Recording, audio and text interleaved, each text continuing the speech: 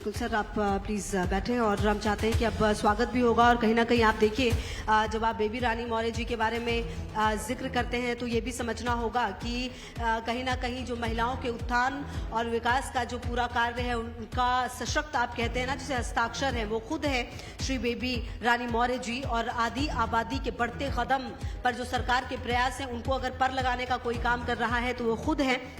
और कहीं ना कहीं ये भी समझना होगा कि जिस तरीके से उनका पूरा ये राजनीतिक सफर रहा है, वो कई महिलाओं के लिए भी निश्चित तौर पर योगदान ये देता है कि आप खुद कैसे आगे बढ़ सकती है। एग्जाम्पल के रूप में कहीं ना कहीं ये पूरी तरह से सेट होता है। इससे बहुत ज्यादा जरूरी है कि ऐसी महिलाएं जब बेबी रानी मौर्य जैसे हमारे साथ होगी, उनसे हम भी जाने और समझे कि आने वाले समय में किस तरह से उत्तर प्रदेश में जो आधी आबादी है वो लगातार आगे बढ़ेगी। क्योंकि देखिए, बिना उसके ये संभव नहीं कि राज्य जो है वो आगे बढ़ सके। ये बात खुद मुख्यमंत्री जो है योगी आदित्यनाथ कहते हैं, और जो विजन है उसको लगातार आगे बढ़ाने का काम बेबी रानी मौर्य जी भी कर रही हैं। और कहीं ना कहीं जिस तरह से लगातार ये पूरा आप समझिए कि उनका अनुशासित और जो कर्मठ छवि उनकी रही है, ये अपने आप में काफी खास बात जो है वो बताती है। और मैं चाहती हूँ कि जो स्वागत है वो और दिलीप जी जो हमारे founder and CEO life time से, वो स्वागत करें। क्योंकि देखिए, ये एक्सचेंज जैसा कार्यक्रम जिस पर हम अपने सोच और विचारों का आदान प्रदान कर रहे हैं, इसलिए ये कार्यक्रम अपने आप में काफी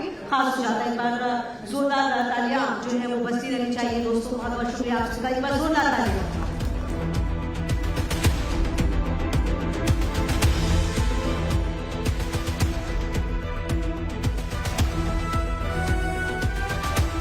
बहुत बहुत स्वागत है, एक बार जोरदार तालियां।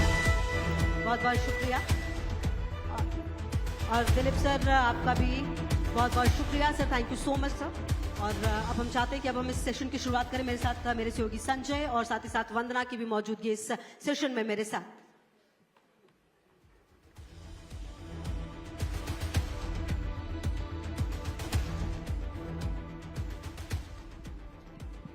तो जोरदार तालियों के साथ एक बार जोरदार स्वागत होना चाहिए बेबी रानी मौर्य जी का। और जिस तरीके से महिलाओं के लिए काम किया है इन्होंने, पूरे सूबे में एक विकास का चेहरा महिलाओं के बाल विकास को लेकर या बच्चों के उत्थान को लेकर, या फिर कहा जाए कि महिलाओं में वो सशक्तिकरण लाने के लिए इनके हौसले को सलाम। आगरा से राजनीति की शुरुआत होती है, उत्तराखंड में राज्यपाल का सफर, उसके बाद वापस जो है कि यूपी में सक्रिय राजनीति में आने का फैसला, और उसके बाद जो काम का रिकॉर्ड है वो पूरे उत्तर प्रदेश में इस वक्त सराहनीय। मैम, स्वागत है आपका, एक बार जोरदार तालियां फिर से। बिल्कुल, बेबी रानी मौर्य जी, क्योंकि आप एक सामाजिक न्याय के लिए बड़ा चेहरा हैं, दलित समुदाय से बड़ा चेहरा आप आती हैं, और बड़ी जिम्मेदारियां आपने निभाई हैं बतौर राज्यपाल और अब मंत्री के रूप में। क्योंकि महिलाओं के लिए आप इंस्पिरेशन हैं, तो मैं ये चाहती हूँ कि महिलाओं के क्षेत्र में, अलग अलग क्षेत्रों में जो महिलाओं का नेतृत्व है वो लगातार मजबूत हो रहा है। उत्तर प्रदेश के परिप्रेक्ष्य में बात करें तो आप इसे किस दिशा में देखती हैं? देखिए, अगर मैं उत्तर प्रदेश की बात करूं तो महिलाएं यहाँ लगातार प्रगति की ओर अग्रसर हैं, और वो कहीं ना कहीं से तो प्रेरणा लेती हैं। और आप जानते हैं कि महिला जब प्रेरणा लेती है तो वो आगे बढ़ने के लिए लेती है, अच्छे कार्य करने के लिए लेती है। तो इस समय मैं कह सकती हूँ कि उत्तर प्रदेश की महिलाएं हर क्षेत्र में आगे बढ़ने का प्रयास कर रही हैं और लगातार बढ़ भी रही हैं।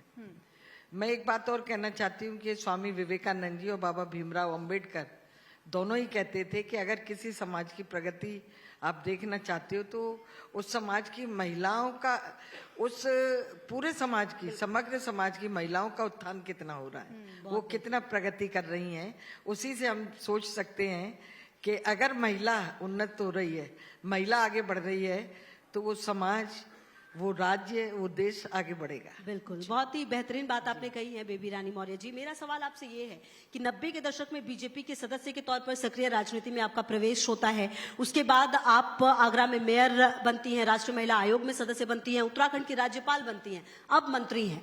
ये जो पूरा सफर रहा है आपका बहुत ही इंस्पायरिंग है। कैसे एक महिला के तौर पर आप अपने इस पूरे सफर को देखती हैं और क्या क्या चुनौतियां रही हैं आपके इस पूरे सफर के दौरान, वो भी आज जानना चाहते हैं। देखिए, भारत को पुरुष प्रधान देश तो कहा ही जाता है, और महिलाओं के लिए लगातार चुनौती रहती है, चाहे वो घर के अंदर रहे, चाहे वो घर के बाहर काम करे, चाहे वो राजनीति में जाए, चाहे वो नौकरी कर रही हो, चाहे वो व्यापार कर रही हो। उसको चुनौतियां मिलती हैं।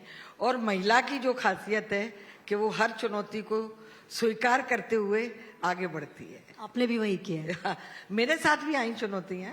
अच्छा, बतौर राज्यपाल और बतौर मंत्री इस जिम्मेदारी का जो फर्क है उसको आपने किस तरह से महसूस किया है? देखिए, राज्यपाल एक संवैधानिक पद है, उसमें हमें एक अलग दृष्टि से सोचना पड़ता है, अलग दृष्टि से कार्य करना पड़ता है। और जब राजनीति में होते हैं तो हम जिस पार्टी में हैं उसके लिए हमें काम करना है।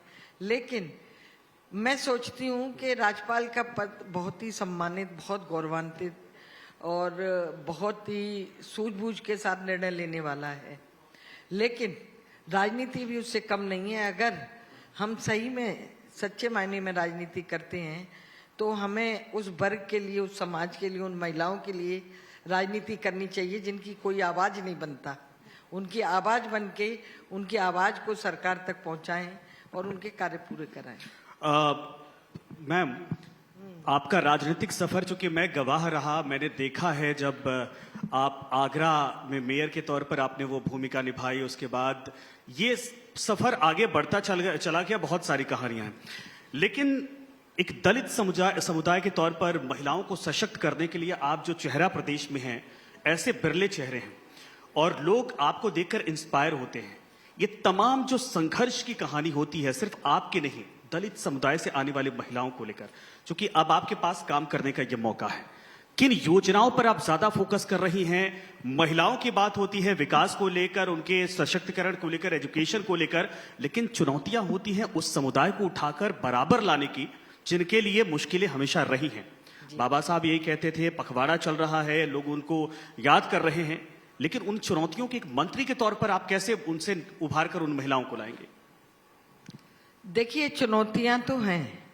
और जैसे आपने दलित समाज की बात की, और मैं खुद दलित समाज से आती हूँ, मैं एक बात महिलाओं से जरूर कहना चाहूंगी आपके चैनल के माध्यम से कि वो जिस क्षेत्र में आगे बढ़ना चाहती हैं, ईमानदारी से काम करें, मेहनत से काम करें। अगर वो मेहनत और ईमानदारी से काम करेंगी तो उन्हें आगे बढ़ने से कोई नहीं रोक सकता, वो किसी भी वर्ग की हो। क्योंकि मैंने ये सब, मैं अनुभव से कह रही हूँ, मैं आगरा की मेयर बनी, बिल्कुल हाउसवाइफ थी, बन के निकली मेयर, तो मैंने बहुत कुछ सीखने की कोशिश की और सीखा भी। और उन्हीं परिस्थितियों में, क्योंकि मैं जिस मोहल्ले से आती थी, मैंने देखा था वहाँ गरीबी, भुखमरी, महिलाएं किस तरह रहती थीं, तो मैंने सबसे पहले उनकी बेटी के सामूहिक विवाह का ही बीड़ा उठाया कि इनकी बेटियों की शादी होनी चाहिए और जो दहेज जैसी कुप्रथा है इसको समाप्त करना है। और उनको आर्थिक रूप से अगर सशक्त करना है तो उनके लिए काम बहुत जरूरी है। मैं धन्यवाद देती हूँ अपने प्रधानमंत्री और आदरणीय मुख्यमंत्री जी को कि जिन्होंने महिलाओं के लिए अनेक योजनाएं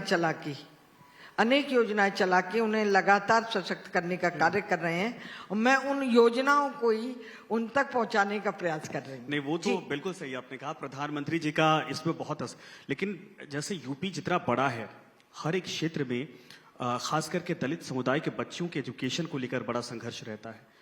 मुख्यमंत्री जी अभी मौजूद थे, उन्होंने भी इस बात का उल्लेख किया और प्रधानमंत्री जी बार बार कहते हैं। क्या ये जो मिशन शक्ति है या फिर बच्चियों को पढ़ाने को लेकर, उनको आगे लाने को लेकर सरकार का एक युद्ध स्तर पर काम चल रहा है, वो जमीन पर दिख रहा, असर हो रहा है? आप इसको महसूस कर रही हैं? नहीं, महसूस हम कर रहे हैं और असर भी हो रहा है। शर्त इसमें एक ही है कि उन माताओं को भी अपने बच्चों को आगे बढ़ाने के लिए सबसे पहले उनको शिक्षित करना पड़ेगा। जब वो शिक्षित होंगे तभी क्या हो रहा है सरकार में, क्या हो रहा है समाज में, क्या दुनिया में हो रहा है, वो उनको जाएंगे, उन चुनौतियों को चैलेंज करेंगे या उनको फेस करेंगे, तभी वो आगे बढ़ेंगे। तो सबसे पहले जो शिक्षा है, जो बाबा भीमराव अंबेडकर भी कहते थे कि शिक्षित हो, शिक्षा ही एक ऐसा हथियार है दलितों के पास, खासकर वो पढ़ लिख जाएंगे तो फिर उन्हें अधिकार मांगने की आवश्यकता नहीं है, वो स्वयं ही ले लेंगे।